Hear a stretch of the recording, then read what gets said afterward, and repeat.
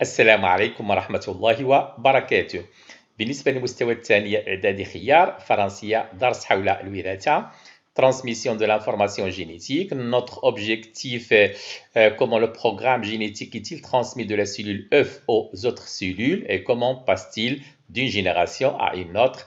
إذن الهدف ديالنا بطبيعة الحال نبين كيف ينتقل البرنامج الوراثي بطبيعة الحال من الخلية البيضاء بطبيعة الحال التي تتشكل نتيجة إخصاب إلى باقي خلايا الجسم الأخرى. والجزء الثاني بطبيعة الحال كيف تنتقل بطبيعة الحال ينتقل الخبر الوراثي من جيل إلى آخر. Alors, activité 1, transmission du programme génétique de la cellule œuf aux autres cellules. Vous vous souvenez un petit peu, juste après sa formation, la cellule œuf va subir une succession de divisions. Vous vous souvenez un petit peu, stade 2 cellules, stade 4 cellules, 8 cellules, morula bien sûr, et au niveau bien sûr de la cavité de l'utérus, il y a implantation dans notre embryon, donc la grossesse commence toujours bien sûr par des divisions cellulaires. Les cellules filles, comme toutes les autres cellules de l'organisme, sauf les gamètes sexuelles, elles possèdent, toutes ces cellules bien sûr, possèdent 46 chromosomes. Lors de la division cellulaire, il y a donc conservation du nombre de chromosomes. بطبيعة الحال كما أشرت سابقا لدينا وثيقة فقط ولكن قمنا بتمثيل deux paires de chromosomes uniquement pour comprendre. Donc que se passe-t-il? On constate qu'il y a un dédoublement des chromosomes bien sûr avant la division. Ceci permet d'obtenir deux cellules filles issues de la division à deux paires de chromosomes chacune comme je l'ai déjà dit auparavant mais qui possèdent le même nombre de chromosomes que la cellule mère. Donc, cette division, comme je viens de le dire, se produit tout au long de la vie d'un individu, lors de la formation de l'embryon, lors de la croissance aussi. Donc, la division cellulaire, c'est elle qui permet, bien sûr, comment je peux le dire, bien sûr, le développement des organes. Bien sûr, il y a une augmentation de leur taille. Aussi, bien sûr, la croissance en général du corps. Même à l'âge adulte, il y a aussi cette division continue et elle ne s'arrête pas, bien sûr. Ceci pour le renouvellement cellulaire. Bien sûr, les cellules de la peau elles se renouvellent, des cellules meurent et d'autres naissent. Donc, les cellules obtenues appelées cellules filles sont strictement identiques entre elles et identiques à la cellule mère. إذن ربما اتضح لكم ذلك بطبيعة الحال. هذه الانقسامات الخلوية هي اللي تتضمن بطبيعة الحال نمو الأعضاء ونمو الجسم ككل بطبيعة الحال خلال مرحلة الجنين بطبيعة الحال وكذلك كما أشرت نمو الجسم ككل وحتى بطبيعة الحال بعد بطبيعة الحال في السن البلوغ بطبيعة الحال هناك تجدد للخلايا بشكل دائم وهذا التجدد بطبيعة الحال يتم بفضل هذه الانقسامات الخلوية. بحيث كل خلية تخضع للانقسام وتعطينا خليتين بنتين تشبه تماما بطبيعة الحال نسخة مطابقة للأصل للخلية الأم وتتوفر كذلك كل من الخليتين البنتين على 46 كروموزوم بطبيعة الحال 46 كروموزوم 46 صبغي مثل الخلية الأم. Le problème qui se pose, comment une cellule à 46 chromosomes donne deux cellules chacune à 46 chromosomes. لوجيكمون المنطق اش كيقول بما ان الخليه الام فيها 46 عندما تنقسم اذا الخليتين البنتين خصها تكون فيها 23 كروموزوم 23 كروموزوم ولكن suivant ce document animé qui va nous montrer que se passe-t-il pendant cette division. Donc on va assister à une division qu'on appelle la mitose, c'est le nom de ce type de division. Donc la cellule mère comme je l'ai déjà dit auparavant se divise pour donner deux cellules filles parfaitement identique à la cellule mère et qui possède bien sûr le même nombre de chromosomes. Alors notre cellule, comme vous le constatez, le noyau cytoplasme, bien sûr notre membrane cytoplasmique, le noyau il est délimité par une enveloppe, il contient l'information génétique sous forme de chromosomes. Voilà, continuons. Alors nos chromosomes à l'intérieur, bien sûr au niveau du noyau. On assiste, comme vous le constatez, à un dédoublement. Voilà le nombre de chromosomes, il est dupliqué, multiplié par 2. Donc, avant la division, le nombre de chromosomes se dédouble. Voilà, il y a un dédoublement du nombre de chromosomes. Voilà, aussi bien sûr je ne veux pas parler des centrosomes. c'est un organisme هذا واحد عضي يوجد على مستوى بطبيعة الحال الخلية. إن شاء الله في ثاني البكالوريا سوف تتكلمون عنه. نقتصر حنا الآن على الصبغيات. On va se limiter, bien sûr, on va parler uniquement des chromosomes. Donc les chromosomes vont se condenser, comme vous le constatez. Donc par ce jeu coordonné, les chromosomes sont alignés au centre, voilà. On assiste, comme vous le constatez, les chromosomes ils vont se séparer en deux. Voilà. Donc, le cytoplasme se sépare en deux lui aussi. Les chromosomes se décondensent. Une enveloppe nucléaire, enveloppe du noyau, se forme autour de chaque groupe de chromosomes. Ainsi, on va obtenir nos deux cellules filles. Chacune renferme le même nombre de chromosomes que la cellule mère. Donc, ce qui assure, bien sûr, la conservation du nombre de chromosomes au niveau, bien sûr, dans les deux cellules filles, c'est le dédoublement des chromosomes avant cette division. Effectivement, chaque chromosome de la cellule mère ou cellule initiale est dupliqué, multiplié par 2, c'est-à-dire qu'il se dédouble pour donner deux chromosomes identiques au premier.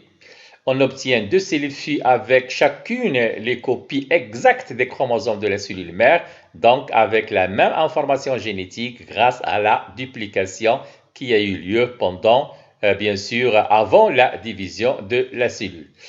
Passons maintenant à notre activité de transmission du programme génétique d'une génération à une génération. انتقال الخبر الوراثي عبر الأجيال من جيل إلى آخر. Alors, la spermatogénèse, vous vous souvenez un petit peu, on en a déjà parlé auparavant, c'est la formation des gamètes. Pour le cas des gamètes mâles, les spermatozoïdes, ils ont lieu au niveau bien sûr des testicules, plus précisément au niveau des tubes séminifères على مستوى الأنابيب المنوية بطبيعة الحال متواجدة داخل الخصية. أما بالنسبة التشكل بطبيعة الحال البويضات بالنسبة للأمشاج التناسلية الأنثوية فنسميه لوفوجينيز ويتم على مستوى المبيض. سنأخذ مثال بطبيعة الحال ما سنقوله على سبرماتوجينيز يمكن بطبيعة الحال تطبيقه على لوفوجينيز. Alors, لدينا une cellule mère, nous sommes bien sûr au niveau du tube séminifère à 46 chromosomes. Celle-ci va subir une première division normale. On va obtenir deux cellules filles, toutes les deux bien sûr à 46 chromosomes. Donc il y a un dédoublement des chromosomes avant cette division. Mais que se passe-t-il après? Une première division spéciale. Voilà. Une première division, on constate que les deux cellules filles renferment uniquement 23 chromosomes, c'est-à-dire la moitié des chromosomes de la cellule mère. On parle dans ce cas-là d'une division réductionnelle, قسم اختزالي بحيث اختزل عدد الصبغيات الذي كانت 46 صبغي إلى 23 صبغي في كل خلية من الخليتين البنتين. Une deuxième division cette fois-ci, voilà. Mais cette fois-ci, les cellules obtenues, elles renferment le même nombre que leurs cellules mères, c'est-à-dire 23 chromosomes. Cette deuxième division, on l'appelle division équationnelle. بطبيعة الحال قسم منصف لأن كل خلية بنت تحتوي على نفس عدد الصبغيات مثل الخلية الأم. Donc il y a deux types de division, une division réductionnelle et une division équationnelle. Bien sûr, nos cellules ils vont subir des transformations de forme pour nous donner nos spermatozoïdes. Donc, chaque spermatozoïde renferme 23 chromosomes uniquement. Voilà, effectivement. Pour les ovules, l'ovogénèse, c'est la même chose, bien sûr. Les ovules, un ovule, eux aussi, ils renferment, bien sûr, 23 chromosomes. Donc, au cours de cette division, il y a séparation des chromosomes d'une même paire. Voilà, on l'a vu. Ce type de division n'a lieu que pour la formation des gamètes. هذا النوع من الانقسام لا نجده إلا بطبيعة الحال خلال تكون الأمشاج التناسلية بطبيعة الحال الحيوانات المنوية والبويضات. Comme je viens de le dire, donc la première division de la méiose, la méiose est une division réductionnelle où le nombre de chromosomes est divisé par 2. Elle assure ainsi le passage du diploïde من ثنائي الصبغي إلى أحادي الصبغي. La deuxième division est une division équationnelle de la méiose. Elle a toutes les caractéristiques de la mitose. Elle produit à partir de chaque cellule à un chromosome, bien sûr, double, deux cellules toujours à un chromosome simple, comme nous l'avons déjà vu pendant la spermatogénèse. Effectivement, donc on a pris ici uniquement, pour simplifier, une cellule à deux paires de chromosomes. On voit très bien. Effectivement, on obtient deux cellules issues de la division à une paire de chromosomes chacune, alors que la cellule mère renfermait deux paires de chromosomes. Déroulement de la division entraînant la formation des gamètes, comme nous l'avons déjà constaté. Alors, on se demande que se passe-t-il pendant la fécondation? Voilà, la femme, l'homme, effectivement.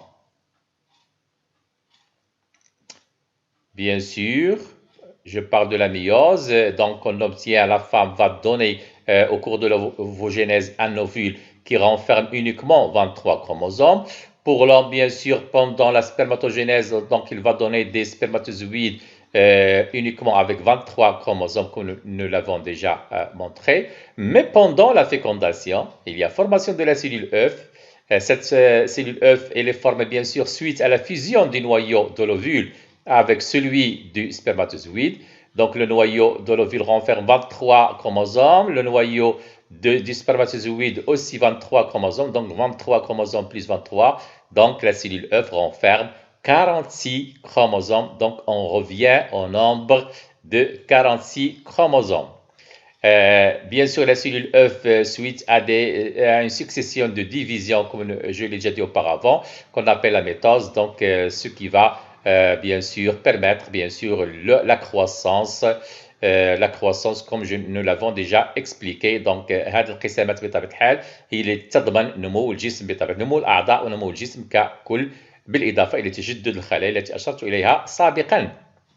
Voyons maintenant bien sûr le karyotype. Donc le karyotype de la femme, 46 chromosomes, c'est-à-dire 23 avec la 23e paire de chromosomes, c'est XX puisqu'il s'agit d'une femme. Le karyotype de l'homme, comme vous le constatez, aussi 23 paires, c'est-à-dire 46 chromosomes avec la 23e paire, une paire de chromosomes, c'est XY puisqu'il s'agit d'un homme. Donc l'ovule, spermatozoïde, voilà, comme nous l'avons déjà dit. Bien sûr, division qui a réduit le nombre de chromosomes de 43 à 23. Donc, au niveau de l'ovule, nous avons uniquement 23 chromosomes, de même pour le spermatozoïde. هنا نتكلم عن أحادي الصيغة السبرية، هذا ثنائي الصيغة السبرية. Continuons, voilà, pendant la fécondation, que se passe-t-il? Effectivement, il y a bien sûr fusion des deux noyaux, comme je l'ai déjà dit auparavant. Donc هذا الصبغيات بطبيعة الحال زائد الصبغيات متواجدة في البويضة. Voilà, effectivement. Voilà, il y a fusion. Donc on revient au nombre de 46 chromosomes, c'est-à-dire 23 paires de chromosomes. Dans ce cas-là, bien sûr, comme vous le constatez, la 23e paire de chromosomes XX, donc il s'agit d'une fille. Voilà. Alors, comme je viens de le dire, la cellule œuf provient de la rencontre des deux gamètes, un ovule et un spermatozoïde. En observant le karyotype des gamètes, on remarque qu'ils contiennent uniquement 23 chromosomes au lieu de 46 comme les autres cellules de l'organisme. Donc, ils contiennent un seul chromosome de chaque paire. Bien sûr, les gamètes sont formés dans les organes génitaux, vous le savez très bien maintenant. Les spermatozoïdes au niveau des testicules, les ovules au niveau des ovaires, à partir de cellules mères contenant 46 chromosomes. Donc, bien sûr, la fécondation va rétablir le nombre de chromosomes, puisqu'un spermatozoïde ayant 23 chromosomes rencontre un ovule ayant également 23 chromosomes. Donc, la cellule œuf est formée, bien formée, bien sûr, de 46 chromosomes. Merci et bon courage.